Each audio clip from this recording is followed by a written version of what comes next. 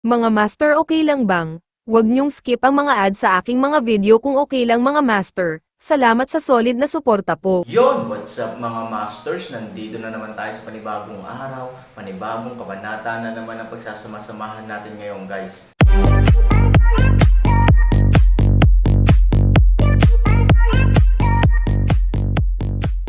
Bali mga masters, kung bago ka pa lang po sa aking YouTube channel, please click the subscribe button, lalong-lalo na po yung notification bell guys, para maging connected pa rin tayo sa isa't isa at maging updated kayo sa mga susunod ko pang video.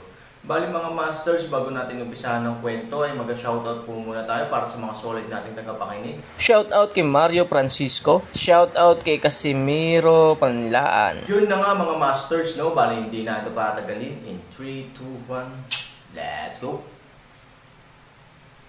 Hindi nagsalita si Han Sanchen, ngunit tahimik na naghintay. Ibaba mo ang iyong sandata, humingi ng tawad sa aking mga nasasakupan at aminin ang iyong mga pagkakamali. Pagkatapos, maipapangako ko sa iyo na mag-iiwan ako ng isang buong katawan para sa iyo, at ito ay maituturing na isang matagumpay na pagtatapos ng iyong dating maharlikang buhay. Siyempre, hindi mo kailangang pumili, ngunit kung gayon, maaari ko lamang hayaan kang mamatay ng malungkot, at gumuhit ng isang napakalungkot na wakas sa iyong buhay.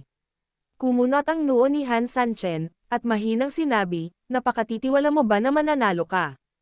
It's not self-confidence, it's just telling some facts. Maybe, in other places, you do have a chance to win, but here, you really don't have any chance. May kahinahinalang tanong ni Han Sanchen, bakit? Dahil lang ito sa lugar na nasasakupan mo. Huwag kalimutan, ang mga taong iyon sa Chanmo Castle ay nasa sarili nilang teritoryo. Mayroon kang kalamangan sa home court, ngunit walang ibig sabihin iyon. Ngumiti ang matanda, hindi alam ng iyong kamahalan. Ang pangunahing dahilan kung bakit ako kumpiyansa ay hindi dahil ito ang aming tahanan, ngunit dahil ang Yetian City ay talagang isang mahalagang base militar para sa aming mga nasasakupan. Maaaring isipin mo na ang aming maliit na Yetian City ay isang lungsod lamang na pangunahing nakatuon sa mga mangangalakal at walang gaanong puwersang militar, ngunit hindi iyon ang kaso. Sa madaling salita, dahil sa napakalaking yaman na ginawa dito, para sa amin, ito ang aming tunay na buhay. Sa makatuwid, kailangan nating tumuon sa pagtatanggol sa Yetian City upang walang makapinsala dito. Kaya, ang kagubatan ng Yetian City ay hindi lamang isang natural na hadlang na ginawa natin para sa Yetian City, kundi isang lugar din kung saan nagtatago tayo ng malaking bilang ng mga tropa. Ngumiti si Han Sanchen, naiintindihan ko, kaya pumasok ako sa lungga ng mga magnanakaw. Hindi rin nagalit ang matanda, maaari mo lamang sisihin ang iyong sarili sa pagiging malas. Maaari mong sirain ang Chanmo Fortress, Moyen Ghost City, o kahit nasakupin ang lahat ng iba pang lungsod. Gayunpaman, may hangganan ang lahat. Maaari ka lamang tumambay sa labas at hindi kailanman makisali sa panloob na lungsod. Ngayon, oras na para bayaran mo ang presyo. Matapos ang mga salita, bahagyang itinaas niya ang kanyang kamay, at ang lahat ng itim na anino sa paligid ay agad na umatake sa isang umaatakeng poster. Pagkatapos ay makikita natin, malamig na ngumiti si Han Sanchen, at pagkatapos ay inilagay ang kanyang mga kamay sa kanyang likuran. Patayin! Sigaw ng sugo. Sa sumunod na segundo, sa harap ni Han Sanchen, ang mga itim na anino sa tabi ng espesyal na sugo at ang elder ay direktang sumugod kay Han Sanchen. Laban tayo, laban tayo. Ngayon may nakita na tayo. Lola, pumunta ako sa grand event para bumili ng mga gamit. Sino ang nakakaalam na si Mao ay hindi man lang bumili ng isa, lalo pa na siya ay naging isang fucking theater goer. Gayunpaman, ang eksenang ito ay talagang sapat na kapana-panabik. Kung tutuusin, ang mga puwersa sa likod natin ang kalaban ni Han Sanchen, at ang kulog ng langit ay laban sa apoy ng lupa. Minsan maaaring walang ganoong pagkakataon sa buong buhay. Oo, binili ko si Han Sanchen. Bagamat hindi ko inaasahan na mananalo ng pera si Han Sanchen para sa akin, nakakatuwa, at nakakatuwang bilhin. Paano kung manalo si Han Sanchen? Tama, haha, anong tawag dito?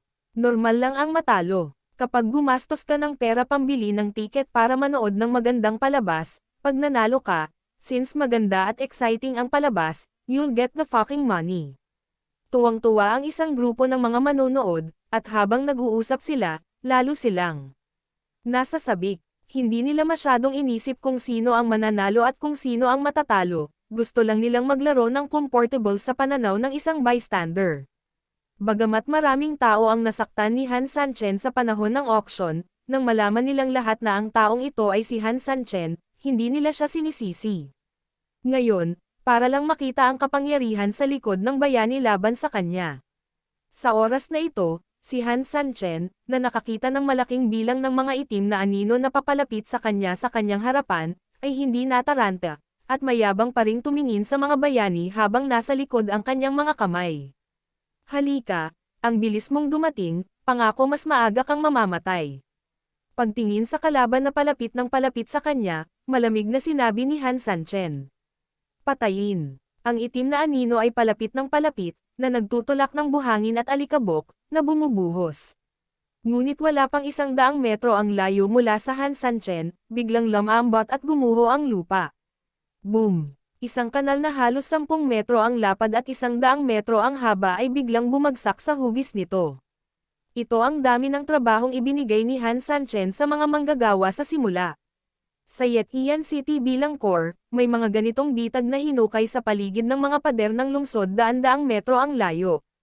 Ang taas nito ay humigit kumulang 5 metro, at lahat ng mga taong bumagsak ay direktang nahulog dito sa lugar. Para saan ito? Paghuhukay ng trenches. Si Han Sanchen ay isang bayani kung tutuusin, ano ang silbi ng pagtatayo ng trench? Oo, ang mga bagay tulad ng trenches ay higit pa o mas kaunting ginagamit laban sa mga ordinaryong tao. Ano ang silbi ng paggamit nito laban sa mga taong ito? Lahat sila ay pambihirang mga tao. Kaya natural na ang mga kanal ay walang kabuluhan, hindi nila maaaring bitag ang mga tao, at hindi sila maaaring mahulog sa kamatayan. Ang higit na tungkulin ay ang unilateral na ihinto ang pagsulong ng kaaway at pabagalin. At ito ay depende sa katotohanan na mayroong masyadong maraming mga tao sa kabilang panig, at mayroong isang kababalaghan ng pagsisiksikan kapag hinahabol mo ako, kaya ang mga trenches sa wakas ay gumanap ng isang maliit na hadlang na papel. Gayunpaman, ano ang kahalagahan nito? Mula rito, makikita natin na ang kanal na kanyang hinukay ay ilang metro lamang ang lalim. Ang ganoong lalim ay hindi magtatagal bago ito direktang mapupuno ng katawan ng kalaban. Oo, ngunit ito ay pansamantalang pagpapawalang bisa, at ito ay hindi talagang magkaroon ng anumang kahulugan sa kabuuan. Bakit? Sa pakikinig sa mga komento ng iba, si Luo Jin ay puno rin ng pagkabigo. Bagamat natapos ng mga manggagawa ang mahirap na gawain ng pananatili ni Han Sanchen na may maraming pera, para kay Luo Jin, wala talaga itong ibig sabihin. Matagal ko nang sinabi kay Han Sanchen, pero hindi lang siya naniwala. Okay lang ngayon, malamang na hindi kakayanin ng unang alon ng pag-atake kay Han Sanchen. Ngunit nang ganito ang pag-iisip ni Luo Jin, ang naramdaman ni Luo Jin ay medyo mali ay ang mga gullies na iyon ay dapat na halos puno na, ngunit walang palatandaan na puno ang mga ito. Ang mga lalaking nakaitim na dumating mamaya ay patuloy na bumagsak pababa. Antay-Buddha, iyon ay parang isang bangin. Elder, parang may mali sa unahan. Ang sugo ay hindi maiwasang mag-alala dahil nakita niya na ang kanyang mga tropa ay sumugod ng ilang sandali ngunit hindi pa rin sumugod patungo sa Han Sanchen. Bahagyang sumimangot ang matanda, ang mga bangin na iyon ay tila kakaiba. Gayunpaman, ang hukbo ay umatake na, kaya't hindi mahalaga. Oo, kinuha ng espesyal na sugo ang order, at pagkatapos ay lumakad sa gilid ng mga drummer, at personal na pumunta sa labanan upang talunin ang mga tambol upang magsaya. Nagkaroon ng isang pagsabog ng tambol, at ang bilis ng buong koponan na nakaitim na damit ay bumilis din ng husto. Malamig na ngumiti si Han Sanchen, hindi natinag. 5 metro lang talaga ang gully, pero hindi lang 5 metro. Matapos ang hindi mabilang na mga lalaking nakaitim ay nahulog dito, sila ay dumausdas hanggang sa lupain. Hiniling talaga ni Han Sanchen sa mga manggagawa na maghukay, hindi lamang isang simpleng trench. Sa halip, isang funnel. Ang sinumang mahulog sa trench ay agad na nahuhulog sa ilalim. At sa ilalim, hindi ito ganap na patag. Ito ay isang uri ng slope. Ipares sa kabaligtaran, at pagkatapos ay bumuo ng isang hugis ng funnel sa pangkalahatan. At sa gitna ng funnel, mayroong isang bakana, at ang lahat ng mahuhulog sa trench ay tuluyang dumudulas dito, at pagkatapos ay mahuhulog sa pinakaloob na bahagi. Hindi, kahit na ang paghuhukay ay napakalalim, ang pagsingil ay nangyayari sa loob ng ilang minuto, at mayroong hindi bababa sa libo-libo o kahit 10,000 mga tao ang nahulog dito. Sa ganoong bilang, ang mga trenches ay dapat na may block sa lalong madaling panahon. Kahit na naghukay si Han Sanchen ng universo sa ilalim ng trench, dapat itong harangan. Oo, paanong ang trench na hindi mukhang malalim ay biglang naging isang napakalalim na hukay? Napatulala ang isang grupo ng mga tao, lalo na't nakatayo sila sa mataas na lugar, halos kita na nila ang sitwasyon sa loob ng trench. Pagkatapos ng lahat ng mga tao ay bumagsak, sila ay patuloy na babagsak patungo sa pagbubukas dahil sa mga epekto ng pagkawalang galaw at gravity, ngunit hindi ko maintindihan, ang pagbubukas ay tila 1 metro lamang ang lapad ng lapad, kaya sa ilalim ng gayong mga pangyayari, napakaraming tao ang pagbubukas na iyon ay dapat na napuno noon pa man. Oo, pero parang hindi lang yung opening ang hindi na block, napalunok pa ng mas mabangis.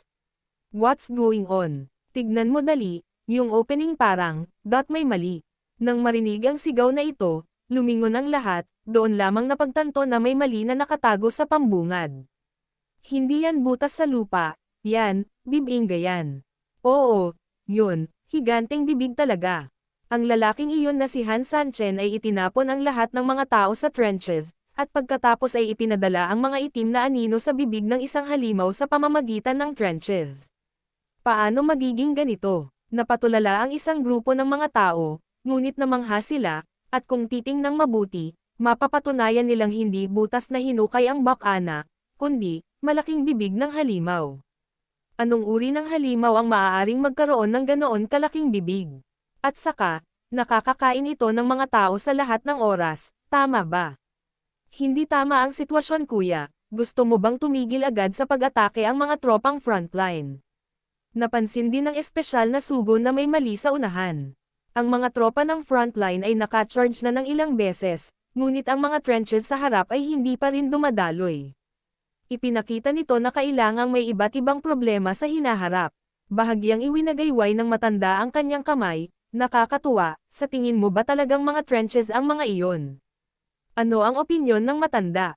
Sa katunayan, ang mga iyon ay hindi trenches sa lahat, sila ay mas katulad ng mga kasangkapan, isang paraan ng transportasyon.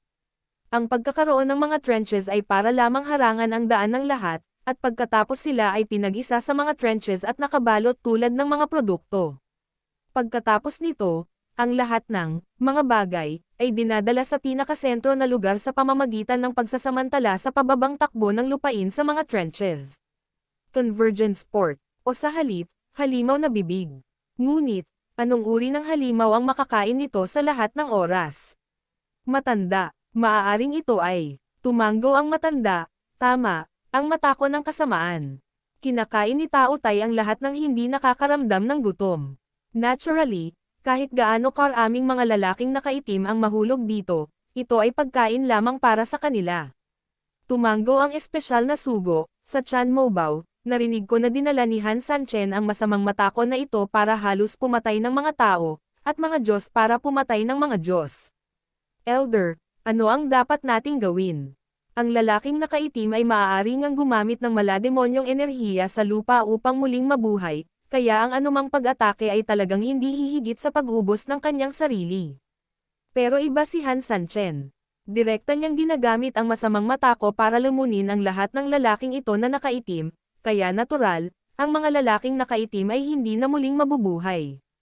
Nakipaglaban si Han Sanchen sa mga lalaking ito na nakaitim, kaya natural niyang alam kung paano haharapin ang mga ito ang pinakasimple at pinakaepektibong paraan. Kung hahayaan si Han Sanchen na magpatuloy sa ganito, kahit na ang 800,000 hukbo ay hindi natatakot dito, at least malaki ang mawawala. Mayroon ka bang magandang ideya? Tila hindi nagmamadali ang matanda, at mahinang nagtanong. Bahagyang sumimangot ang espesyal na sugo, nag-isip ng mabuti, at umiling, handa akong makinig sa utos ng matanda. Ngumiti ang matanda, gusto mo ang mga tao sa likod ay direktang lumipad sa ibabaw ng trench at salakayin si Han Sanchen, tama ba? Mayroon nga siyang ideyang ito, ngunit hindi siya naglakas loob na ipahayag ang kanyang mga pahayag sa kanyang kalooban. Nakita mo na ba kung saan nakatayo si Han Sanchen? Ang posisyon kung saan nakatayo si Han Sanchen ay halos 100 metro ang layo mula sa trench, na lumikha din ng hindi bababa sa maraming espasyo sa harap ng Han Sanchen. Ito ay sapat na upang payagan ang iyong mga sundalo na lumipad sa ibabaw ng trenches at magkaroon ng isang ligtas na lugar upang manatili. Gayunpaman, dahil tinanong ito ng Elder, natural na may dahilan siya, ang ibig sabihin ng Elder ay, hindi mo ba naisip na sadyang nag-iwan ng sapat na espasyo si Han Sanchen para akitin ang ating mga tao na lumipad? Ang ibig sabihin ng matanda ay may tinambangan si Han Sanchen. May kutob ako. Bagamat hindi ko masabi kung anong paraan ang gagamitin ni Han Sanchen para palihim na atakehin ang ating mga sundalo at kabayong lumilipad, naniniwala akong mas malala pa ito kaysa sa mga nahulog sa trenches. Ang ibig sabihin ng matanda ay, nag-aalala ako na sinadya tayo ni Han Sanchen sa pain, ang layunin ay ipaisip sa atin na ang paglipad ay ang pinakamagandang pagpipilian, ngunit kapag pinili natin na gawin ito, tiyak na magdadala ito sa atin ng mas mapangwasak na dagok. Tumanggo ang espesyal na sugo, ang matanda pa rin ang nag-iisip ng mabuti. Sa ngayon, parang may posibilidad nga. Oo nga pala, kuya, ayon sa iyong kagustuhan, ano ang susunod nating gagawin? Ano ang dapat kong gawin? Sumimangot ang matanda at nag-isip sandali, saka ngumiti ng pilit, wala akong magandang ideya para sa isang sandali. Gayunpaman, ang aking hukbo na 800,000 ay hindi natatakot sa anumang pagkonsumo. Dahil si Han Sanchen ay nag-set up ng isang bitag para sa amin, gusto kong subukan kung ano ang gusto niyang gawin. Pagkatapos ng lahat, ako rin ay masyadong nakikiusyoso, paano ang lalaking ito Han Sanchen ano ang iyong gagamitin laban sa amin? Order, lumipad ang tropa sa ibabaw ng trenches at direktang inatake si Han Sanchen. Yun na nga mga masters, no? Bali panibagong kabanata na naman yung natapos natin ngayong gabi. Muli, maraming salamat po talaga sa walang sawang suporta po sa aking YouTube channel na talagang inaabangan nyo po ang bawat upload ko po. Bali mga masters, magkita-kita ulit po tayo bukas ng gabi at ngayon po ay magpapaalam po muna tayo. Bali mga masters, bye-bye!